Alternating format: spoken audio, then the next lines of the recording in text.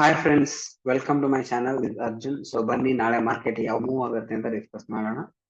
So as bank Nifty 15 minute time ಅಲ್ಲಿ ನೋಡಿದ್ರೆ last previous 2 days ಅಲ್ಲಿ is volatile and complete decision ಅಂತ ಹೇಳ್ಬಹುದು. ಅಂದ್ರೆ ಪ್ರಾಪರ್ ಡಿಸಿಷನ್ ತಗೋ ಲೆವೆಲ್ಸ್ ಗಳಲ್ಲಿ ಫಾರ್ಮ್ ಆಗಿಲ್ಲ. ಸೊ ಫಾರ್ ಸೆಲ್ಲಿಂಗ್ ಅಪರ್ಚುನಿಟಿ ನಾಳೆ ಮಾರ್ಕೆಟ್ ಈ ಲೆವೆಲ್ ಕೆಳಗಡೆ ಹೋಗ್ಲಿ 52,250 ಕೆಳಗಡೆನೆ ನಾವು ಸೆಲ್ಲಿಂಗ್ ಅಪರ್ಚುನಿಟಿನ ನೋಡೋದು.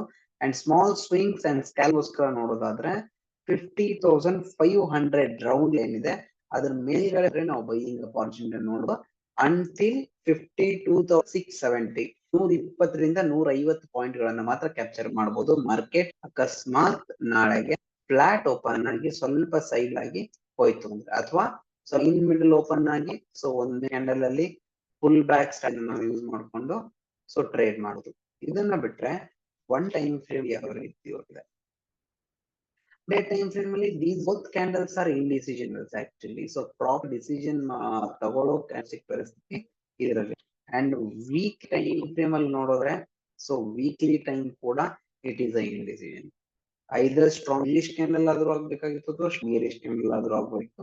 ಹಾಗಾಗಿ ಏನ್ ಮಾಡ್ತೀರಾ, ಕಂಪ್ಲೀಟ್ಲಿ ಫ್ಲಾಟ್ ಓಪನ್ ಬೇಕದು ಫ್ಲಾಟ್ ಆಗಿ ಈ ಕೆಳಗಡೆ ಮಾರ್ಕೆಟ್ ಹೋದ್ರೆ ಆಲ್ಮೋಸ್ಟ್ ಅದೇ ಎಕ್ಸ್ಪೆಕ್ಟೆಡ್ ಈ ಗ್ಯಾಪ್ ಅನ್ನ ಮಾಡ್ತು ಮಾರ್ಕೆಟ್. ಬಟ್ ಸೆಲ್ಲಿಂಗ್ ಇನ್ನೂ ಕಂಟಿನ್ಯೂ ಬೇಕಂದ್ರೆ 50,250 ಕೆಳಗಡೆ ಕ್ಲೋಸಿಂಗ್ ಕೊಡಬೇಕು. ಅಂಡ್ ಸ್ಕ್ಯಾಲ್ಪಿಂಗ್ ಗೋಸ್ಕರ 52,500 ಮೇಲ್ಗಡೆ ಸಸ್ಟೈನ್ ಅಂದ್ರೆ 120ರಿಂದ 150 ಪಾಯಿಂಟ್ ಕ್ಯಾಪ್ಚರ್ ಮಾಡಬಹುದು.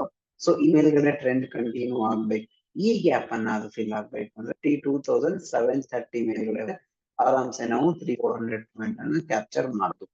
ಇದು ಬ್ಯಾಂಕ್ ನಿಫ್ಟಿಯಲ್ಲಿ. ಸೊ ನಿಫ್ಟಿಯಲ್ಲಿ ಅಗೇನ್ ಒನ್ ಸ್ಟಾರ್ಟ್ ಮಾಡ. So weekly candle it is ತುಂಬಾ ಸ್ಟ್ರಾಂಗ್ ಇದೆ.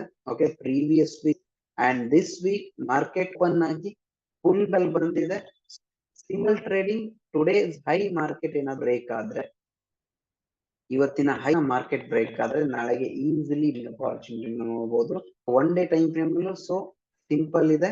ಸೊ 23,040 ಲೆವೆಲ್ ಮೇಲ್ಗಡೆ ಬ್ರೇಕ್, ಸ್ವಲ್ಪ ಗ್ಯಾಪ್ ಅಪ್ ಓಪನ್ ಪರವಾಗಿಲ್ಲ, around 25 points easily gap up open ಆಗುತ್ತೆ. ಒಂದು 50 ಪಾಯಿಂಟ್ ಗ್ಯಾಪ್ ಅಪ್ ಓಪನ್ ನಾವು ಬೈಯಿಂಗ್ ಅಪರ್ಚುನಿಟಿ ನೋಡೋದು.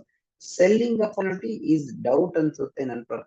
ಸೊ ಬೈಯಿಂಗ್ ಗ್ಯಾಪ್ ಅಪ್ ಅಥವಾ ಫ್ಲಾಟ್ ಆದ್ರೆ ಬೈಯಿಂಗ್ ಅಪರ್ಚುನಿಟಿ, ಅಥವಾ 24,240 ಕೆಳಗಡೆ ಮಾರ್ಕೆಟ್ ಓಪನ್ ಆದ್ರೆ ಸೆಲ್ಲಿಂಗ್ ಅಪರ್ಚುನಿಟಿ.